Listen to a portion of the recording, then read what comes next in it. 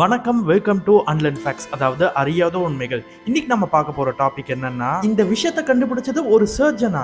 அப்படி அவர் என்ன கண்டுபிடிச்சாரு? இதை தெரிஞ்சுக்கணும்னா இந்த வீடியோவை ஃபுல்லா பாருங்க. பொதுவா சாலையில இயங்குற எல்லா வாகனமும் ரோட்ல இருக்க பள்ள மேடுகள்லாம் தாங்கி எப்படி ஸ்மூத்தா போகுது? இத சொன்ன உடனே எல்லாருக்குமே டக்குன்னு வாகனத்தோட சஸ்பென்ஷன் தான் ஞாபகம் வந்திருக்கும். ஆனா நம்ம வாகனத்துல சஸ்பென்ஷனையும் தாண்டி ஒரு பொருள் இருக்கு. அதுதான் எல்லா வாகனத்திலயும் இருக்கிற டயரும் அதுக்குள்ள அடைக்கப்பட்ட காற்றும். ஆமாங்க, இந்த காற்றடைக்கப்பட்ட டயர் தான் வாகனம் பள்ள மேட்ல ஏறப்போ அதோட அதிர்வலையை பாதி உள்வாங்கிக்குது. சரி, நம்ம என்னைக்காவது யோசிச்சிருக்கோமா யார் இந்த டயருக்குள்ள காற்றடிக்கிற டெக்னிக்கை கண்டுபிடிச்சதுன்னு? அவரை பத்தி தான் இப்ப பார்க்க போறோம். அவருடைய பேர் தான் ஜான் பாயர்ட் டன்லாப். இவரோட தொழில் என்ன தெரியுமா? இவர் ஒரு வெட்டனரி சர்ஜனுங்க. எப்படி ஒரு சர்ஜன் இந்த டெக்னிக்கை கண்டுபிடிச்சாரு? ஒரு முறை இவருடைய பையனுக்கு ஆசையா 3 சக்கர சைக்கிளை வாங்கி கொடுத்திருக்காரு. அதை ஆசையோட ஓட்ட வாங்கி சென்ற மகன் ஒரு சில நிமிடங்களில் முகம் வாடி வந்தான். இதுக்கு என்ன காரணம்னு அவர் ஆராய்ஞ்ச போதுதான் அந்த காலத்து வாகனத்தோட சக்கரத்துல எல்லாம் பாத்தீங்கன்னா கெட்டியான ரப்பரை தான் பொருத்தி இருப்பாங்க.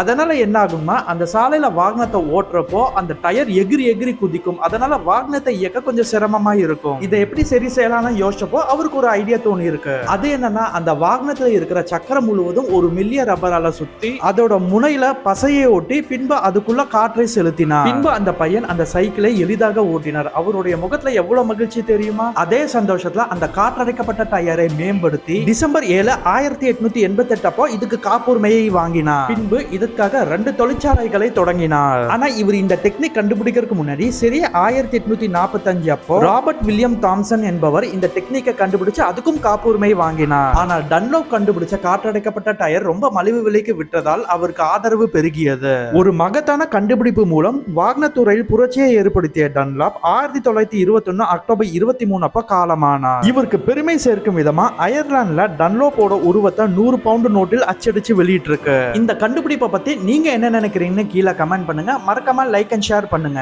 இன்னும் இது போல நிறைய விஷயம் தெரிஞ்சுக்கணும்னா கண்டிப்பா இந்த சேனலுக்கு சப்ஸ்கிரைப் பண்ணுங்க. மீண்டும் அடுத்த வீடியோவில் சந்திக்கும் வரை இத்துடன் விடைபெறுகிறேன். நன்றி, வணக்கம்.